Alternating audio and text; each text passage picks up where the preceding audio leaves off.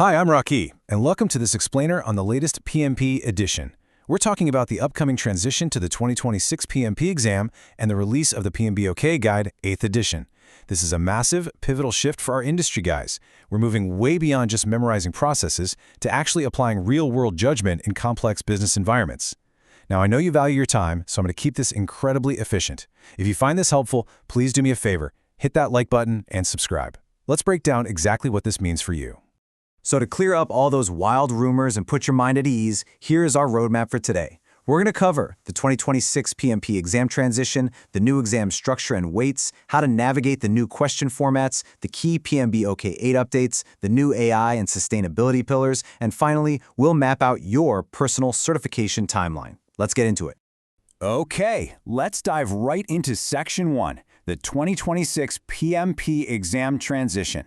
We are staring down an immediate, high-stakes shift in project management certification, and understanding this baseline is absolutely your first step to success. Right off the bat, we've got to address the elephant in the room. What exactly is the sad news for candidates? Honestly, if you're feeling a bit stressed right now, that is totally valid. This impending transition is a pretty daunting hurdle. If you've been grinding away, studying the current materials, you are basically racing against the ticking clock. Here's the deal. The existing 2021 format exam will officially retire on July 8, 2026. If you've built your study plan around established materials, you absolutely must test before this cutoff date. If you miss it, your current study guides are basically obsolete, and you're going to have to learn an entirely new terminology and framework.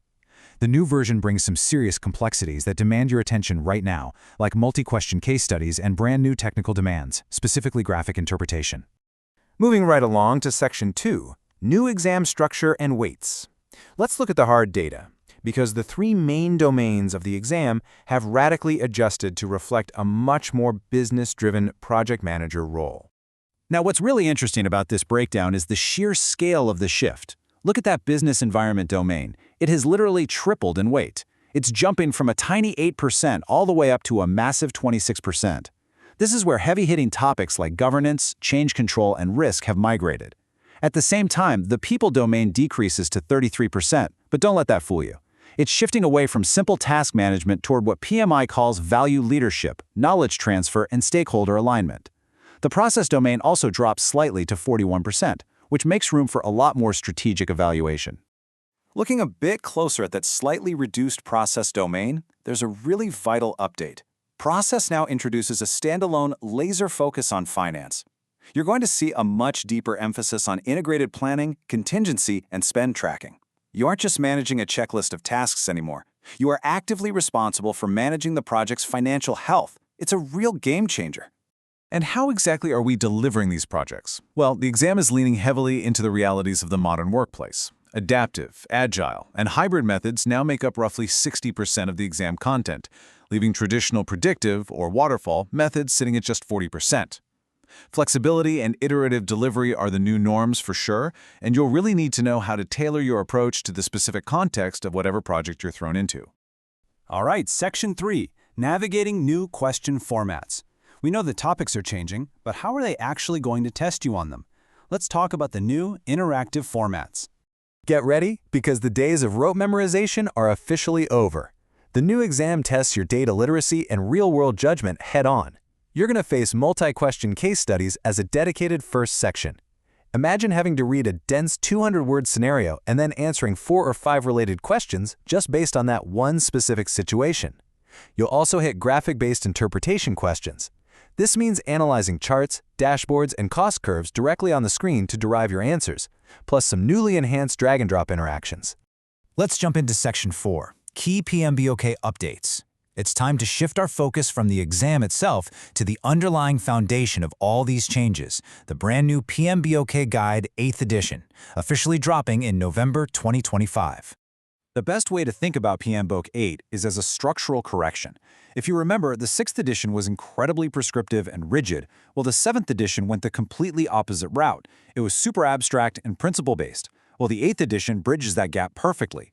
It essentially restores the practical clarity you need for day-to-day project execution without losing any of the modern adaptability we've come to expect. And this brilliantly illustrates how they've struck that balance. Notice how, after being completely wiped out in the 7th edition, 40 non-prescriptive processes, Yep, including our old friends, the ITTOs, have returned. Plus, they've condensed those 12 principles down to a much sharper 6 core principles, like focusing on value. Structurally, the old process groups have been replaced by 5 focus areas. Think initiating, planning, and executing, which act as a bridge to 7 highly functional performance domains like governance, scope, finance, and risk. Okay, moving to Section 5, AI and sustainability pillars. We absolutely have to talk about the 2 massive modernizations that show exactly where our industry is heading. Look, artificial intelligence is no longer just a corporate buzzword, it's an essential, highly testable component of modern project leadership.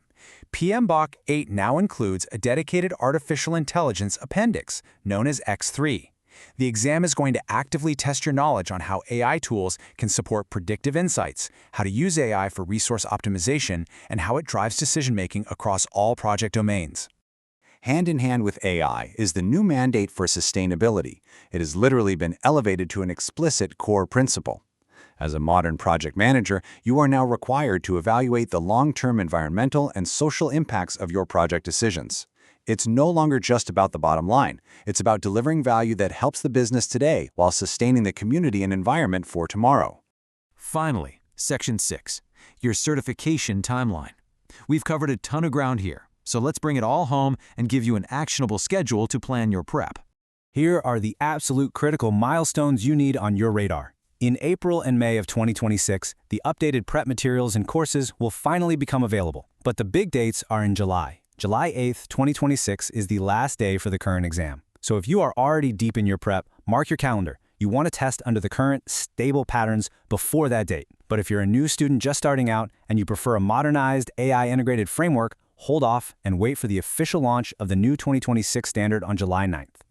So what does this all mean for you? You have a real choice to make.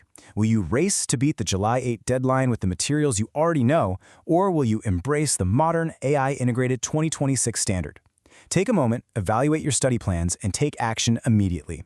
Thank you so much for hanging out with me for this explainer. Again, I'm Rocky, and if this helped clear things up and boosted your career prep, please do support me by liking and subscribing. Catch you next time.